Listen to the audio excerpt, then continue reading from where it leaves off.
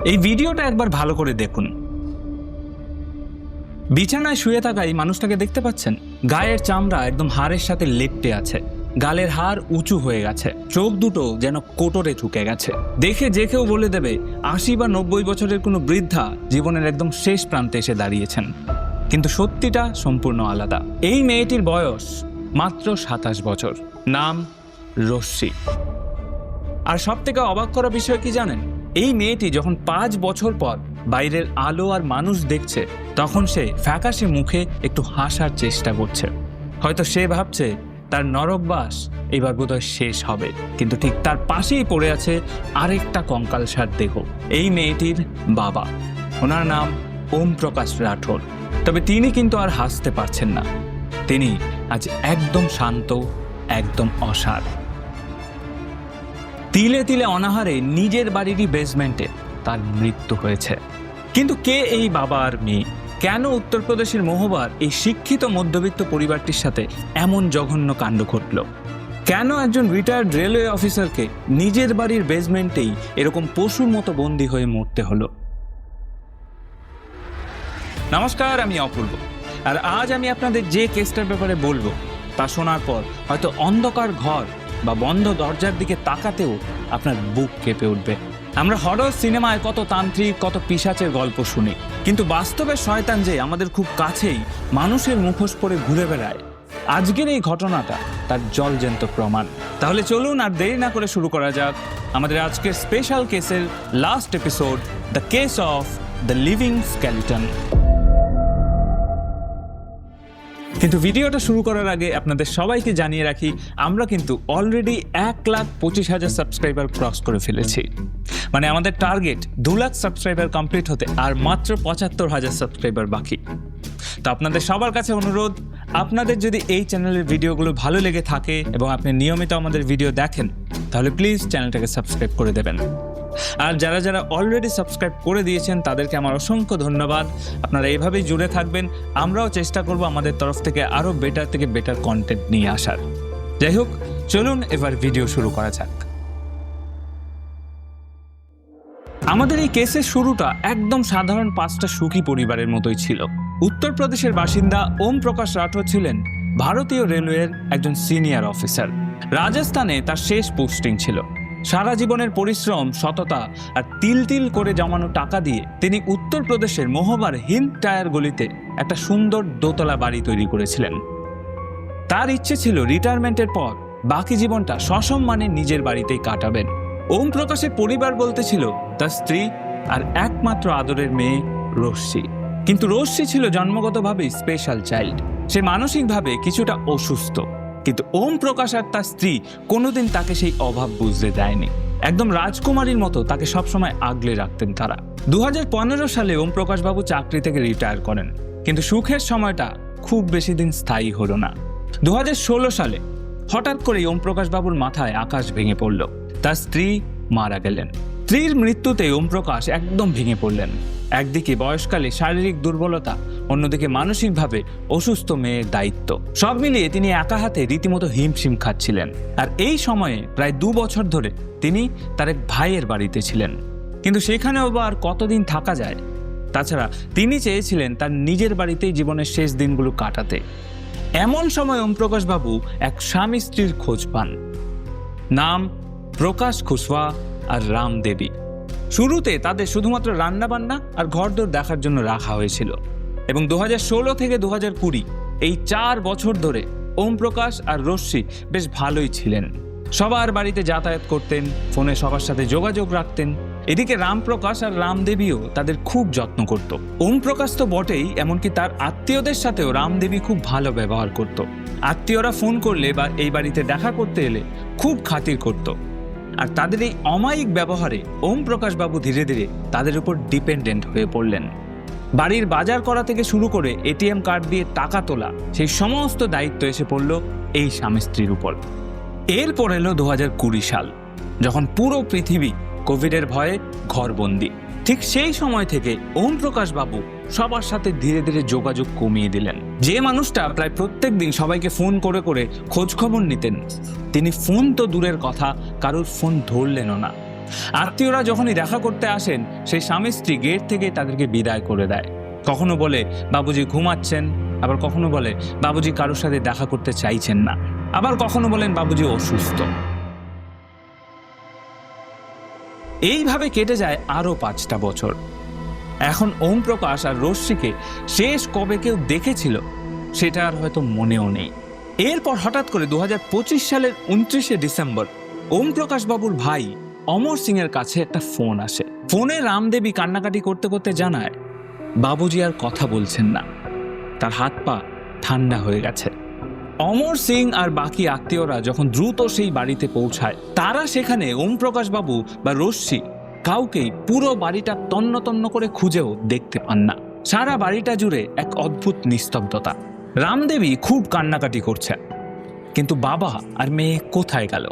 যথারীতি আত্মীয়দের সন্দেহ হয়, আর তারা যখন বাড়ির পেছন দিকে থাকা সেই অন্ধকার স্যাঁতস্যাঁতে বেসমেন্টের দিকে যেতে চাইলেন, তখন রামদেবী আর রামপ্রকাশ রীতিমতো হিংস্র হয়ে উঠল। দুজন মিলে সবাইকে বাধা দেওয়ার চেষ্টা করলো, এমনকি গালিগালাজ শুরু করলো। কিন্তু আত্মীয় স্বজনরা যখন জোর করে গেট খুলে ভেতরে ঢুকলেন, তখন সেখানে তারা যে দৃশ্য দেখলেন সেটা বর্ণনা করার ভাষা আমার কাছে নেই। একটা ভাঙা বিছানা, চরম নোংরা পরিবেশ, তীব্র দুর্গন্ধ, একদম পশুর খোয়ারের মতো। সেখানে একেবারে নগ্ন অবস্থায় কম্বল ঢাকা দিয়ে পড়ে আছে রশ্মি। সেই রশ্মি যাকে এককালে ওম প্রকাশ সাহেব রাজকুমারীর মতো সাজিয়ে রাখতেন। তার গায়ের চামড়া রীতিমতো কালো হয়ে গেছে, শরীর বলতে পড়ে আছে শুধু হাড়ের খাঁচা, আর তার পাশেই পড়ে আছে ওম প্রকাশ সাহেবের নিথর দেহ। ওম প্রকাশ বাবুর শরীরটা রীতিমতো শুকিয়ে কাঠ হয়ে গেছে। তারপর পুলিশ আসার পর তদন্তে যে সত্য সামনে এলো তা রীতিমতো শিউরে ওঠার মতো। ওম প্রকাশ এবং রশ্মিকে গত কয়েক বছর ধরে জোর করে এই অন্ধকার ঘরে বন্দি করে রাখা হয়েছিল। ওম প্রকাশ বাবুর ভাই অমর সিং অভিযোগ করেছেন, রশ্মি যেখানে সুস্থ অবস্থায় 4 থেকে 5টা রুটি খেতেন, সেখানে রামদেবী দাবি করত সে নাকি একটা রুটিও শেষ করতে পারে না। আসলে তারা তিলে তিলে তাদের না খাইয়ে মেরে ফেলতে চেয়েছিল। পুলিশি তদন্তে আরও জানা যায়, ওম প্রকাশ এতটাই দুর্বল হয়ে পড়েছিল যে তিনি বিছানা থেকে উঠে আসার শক্তিটাও হারিয়ে ফেলেছিলেন। তিনি জানতেন তার সামনে তার মেয়েটা না খেয়ে মরে যাচ্ছে, কিন্তু তার করার মতো কিছুই ছিল না।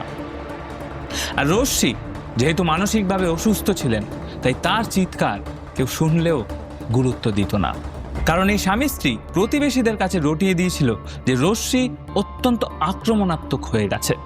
তার কাছে গেলেই নাকি সে কামড়ে দেয় কিংবা কাপড় ছিঁড়ে ফেলে, তাই তাকে ঘরে আটকে রাখা হয়েছে। অথচ উদ্ধারের সময় দেখা গেছে যে মেয়েটি এতটাই দুর্বল হয়ে গেছে যে সে নিজে থেকে উঠে বসতেও পারছে না। শুধু তাই নয়, তারা দাবি করেছিল যে ওম প্রকাশ সাহেব নাকি উইল করে সব সম্পত্তি তাদের নামে লিখে দিয়ে গেছিল। কিন্তু প্রশ্ন হলো, যদি তিনি সম্পত্তি লিখেই দেবেন, তবে তাকে নিজের ঘরেই কেন পশুর মতো না খেয়ে মরতে হলো? পুলিশি তদন্তে এই অপরাধের মোডাস অপারেন্ডি যখন সামনে এলো, তখন পুলিশও রীতিমতো থমকে গিয়েছিল। এটা ছিল একটা ওয়েল প্ল্যান্ড স্লো পয়জনিং, আর এখানে বিষ ছিল অনাহার এবং অবহেলা। রামপ্রকাশ কুশওয়া এবং রামদেবীর মূল লক্ষ্য ছিল ওম প্রকাশ বাবুর সম্পত্তি, ব্যাংক ব্যালেন্স এবং তার পেনশনের টাকা। তারা জানতো ওম প্রকাশ বাবু মারা গেলে এবং রশ্মি যদি এইরকম অবস্থায় বন্দি থাকে, তবে পুরো প্রপার্টিটাই তাদের কবজায় হয়ে যাবে। তারা ওম প্রকাশ বাবুর পেনশনের এটিএম কার্ড দিয়ে প্রতি মাসে হাজার হাজার টাকা তুলত, অথচ সেই টাকার একটা পয়সাও ওম প্রকাশ বা রশ্মির সঠিক খাবার দাবার কিংবা ওষুধের পেছনে খরচা হতো না। এমনকি তারা দুজন মিলে পাড়ায় এমনভাবে নিজেদের তুলে ধরেছিল যে তারা ওম প্রকাশকে খুব ভালোবাসে। তারা বলতো বাবুজি খুব রাগী, কারোর সাথে দেখা করতে চান না। এর ফলে প্রতিবেশীরাও ভাবতো বাবা মেয়ে হয়তো নিজেদের ইচ্ছে করেই ঘরে বন্দি করে রেখেছে। আর লকডাউনের সময়টাতে তো তারা একদম মোক্ষম অস্ত্র হিসেবে ব্যবহার করেছিল, আত্মীয়দের থেকে দূরে সরানোর জন্য। রশ্মির আঁচলকে যখন উদ্ধার করা হয়, তার অবস্থা দেখে ডাক্তাররাও চোখের জল ধরে রাখতে পারেনি। একজন মাত্র 27 বছরের তরুণী কিভাবে 80 বছর বয়সী বৃদ্ধার মতো কঙ্কালসার হতে পারে, সেটা চিকিৎসা বিজ্ঞানের কাছেও এক করুণ বিস্ময়। দীর্ঘদিনের অপুষ্টি তার হাড়ের গঠন নষ্ট করে দিয়েছে, দাঁতগুলো ভেঙে গেছে এবং সারা শরীরের বিভিন্ন জায়গায় ঘা হয়ে গেছে। 5 বছর ধরে সূর্যের আলো পর্যন্ত দেখেনি মেয়েটি। বর্তমানে রশ্মি তার আত্মীয়দের কাছে আছে, দীর্ঘমেয়াদী চিকিৎসা আর মানসিক থেরাপি চলছে তার। কিন্তু যে বিভীষিকা তিনি 5 বছর ধরে ওই অন্ধকার ঘরে কাটিয়েছেন, সেই ট্রমা কাটিয়ে ওটা কি আদৌ সম্ভব? ওম প্রকাশ বাবুর ময়নাতদন্তের রিপোর্টে দেখা গেছে তার পেটে কোনো খাবারের অবশিষ্টাংশ ছিল না, ফুসফুসে সংক্রমণ ছিল মারাত্মক, অনাহারে শরীরে রোগ প্রতিরোধ ক্ষমতা রীতিমতো শূন্য হয়ে গেছিল তার। শুধুমাত্র সম্পত্তির লোভে দুটো মানুষকে জ্যান্ত অবস্থায় নরক যন্ত্রণা দেওয়া হয়েছিল ওই বেসমেন্টে। ওম প্রকাশ রাঠোরের মৃত্যুর পর মহবা পুলিশ অত্যন্ত গুরুত্বের সাথে মামলাটির তদন্ত করছে। অভিযুক্ত রামপ্রকাশ কুশওয়া এবং রামদেবীর বিরুদ্ধে হত্যা, জালিয়াতি এবং অমানবিক আচরণের জন্য একাধিক ধারায় মামলা রুজু করা হয়েছে। রামদেবী প্রথম দিকে ধরা দিলেও তার স্বামী এবং ছেলে এখনও পলাতক। পুলিশ তাদের সন্ধানে উত্তরপ্রদেশ এবং মধ্যপ্রদেশের বিভিন্ন জায়গায় তল্লাশি চালাচ্ছে। আদালতে রামদেবী এখনও দাবি করছে সে নির্দোষ এবং ওম প্রকাশ নাকি স্বেচ্ছায় সমস্ত সম্পত্তি তার নামে লিখে দিয়েছে। কিন্তু পুলিশি যে রায় উঠে এসছে, ওম প্রকাশের সই নকল করা হয়েছিল। যখন মানুষটি না খেয়ে মরছে, তখন তার পক্ষে সম্পত্তি লিখে দেওয়া কোনোভাবেই সম্ভব নয়। অলরেডি মানবাধিকার কমিশনও এই ঘটনায় হস্তক্ষেপ করেছে।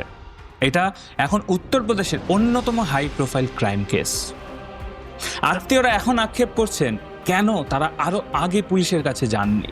ওম প্রকাশ বাবুর ভাই অমর সিং রীতিমতো কান্নায় ভেঙে পড়ে বলছেন, আমি ভেবেছিলাম দাদা হয়তো নিজের ইচ্ছেতেই দেখা করতে চান না। আমি যদি জানতাম আমার দাদা আর ভাইজি এইভাবে পচে পচে মরছে, তবে আমি অনেক আগেই বাড়ির দরজা ভেঙে দিতাম। অমর সিংয়ের এই আক্ষেপ হয়তো এখন তাকে আজীবন কুরে কুরে খাবে। কিন্তু মহবার এই ওম প্রকাশ রাঠোরের মর্মান্তিক কাহিনী আমাদের সমাজের এক কুৎসিত এবং ভয়ঙ্কর রূপ আয়নার মতো সামনে তুলে ধরেছে। আমরা ভাবি আমরা শিক্ষিত, আমরা উন্নত, কিন্তু সম্পত্তির লোভে মানুষ কতটা পিশাচ হতে পারে এই কেসটা তার জলজ্যান্ত প্রমাণ। ওম প্রকাশ বাবু নিজের বিপদ থেকে বাঁচার জন্য সাহায্য চেয়েছিলেন মাত্র, কিন্তু তিনি যাদেরকে সব থেকে বেশি বিশ্বাস করেছিলেন তারাই তার প্রাণ কেড়ে নিল। যাই হোক, আমরা এখন সবাই মিলে এটাই প্রার্থনা করব, রশ্মি যেন অন্তত দ্রুত সুস্থ হয়ে ওঠে। তাহলে হয়তো ওম প্রকাশের আত্মা কিছুটা হলেও শান্তি পাবে। আর এটাও আশা রাখবো রামপ্রকাশ এবং রামদেবীর যেন কঠোর থেকে কঠোরতম শাস্তি হয়। আর ভিডিওটা এই অবধি। ভিডিওটা কেমন লাগলো সেটা অবশ্যই কমেন্ট করে জানাবেন। আপনারা অনেকেই বলছিলেন যে ভিডিওর লেন্থ অনেক বড় হয়ে যাচ্ছে, সেই জন্য আমরা চেষ্টা করলাম একটা ছোট্ট কেস কভার করার।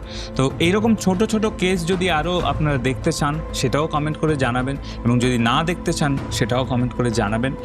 আর আপনাদের মতামত আমার কাছে ভীষণ ভীষণ ম্যাটার করে। তো যাই হোক, যদি করা যায় আমরা বড় ভিডিও তো করবই নিশ্চয়ই, যেরকম প্রত্যেক মাসে 4টা বড় ভিডিও আসে সেরকম বড় ভিডিও তো আসবেই। তার পাশাপাশি এরকম ছোট ছোট কেসগুলো নিয়েও আমরা আলোচনা করতে পারি আপনারা চাইলে। সেটা কমেন্ট করে একবার অবশ্যই জানাবেন। আর দেখা হচ্ছে অন্য কোনো ভিডিওতে। ততক্ষণ অবধি ভালো থাকবেন, সুস্থ থাকবেন এবং অবশ্যই সাবধানে থাকবেন।